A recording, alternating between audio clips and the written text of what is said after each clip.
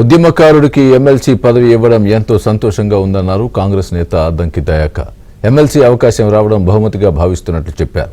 తెలంగాణ పునర్నిర్మాణంలో భాగమవుతా అని అద్దంకి దయాకర్ తెలిపారు. కాంగ్రెస్ పార్టీ సామాజిక న్యాయాన్ని పాటించింది అంటున్న అద్దంకి దయాకర్తో మా ప్రతినిధి Siddharth face to face. Addanki దయాకర్కి సంబంధించినటువంటి విజయశాంతి విషయంలో కానీ కాంగ్రెస్ పార్టీ ఆలోచించి ఎవరికి ఏదిస్తే బాగుంటుందని ఆలోచించి ఒక బాధ్యతనిచ్చింది. ఆ బాధ్యతను ఖచ్చితంగా నిర్వర్తిస్తానని విజయశాంతి చెప్తా ఉన్నారు. ఇటు అద్దంకి దయాకర్ విషయంలో కూడా చాలా సంవత్సరాల నుంచి అద్దంకి దయాకర్ ఎమ్మెల్సీ వస్తుందని ఎట్లా అనిపిస్తుంది? చాలా బాధ్యతతో కూడినది ఉన్నది. రేపటి రోజుకు మంచి అవకాశం మాకు కల్పించింది అనేది మేము కాంగ్రెస్ నాయకులు కాంగ్రెస్ కార్యకర్తలే కాకుండా రాష్ట్ర వ్యాప్తంగా చాలా హ్యాపీగా ఫీల్ అవుతున్నారు.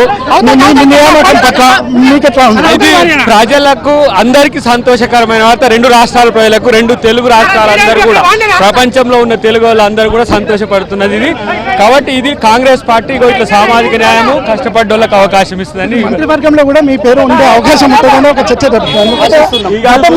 గతంలో రేవంత్ రెడ్డి ఒక మాట అన్నాడు, అద్దంకి దయాకర్కి చాలా పెద్ద పోస్ట్ ఇస్తా అని చెప్పారు. మీ ఎక్స్పెక్టేషన్స్ ఏమన్నా? ముఖ్యమంత్రి గారి అభీష్టం మేరకు ఉంటుంది. ఇప్పటికైతే ఇది సంతృప్తికరంగా ఉన్నది.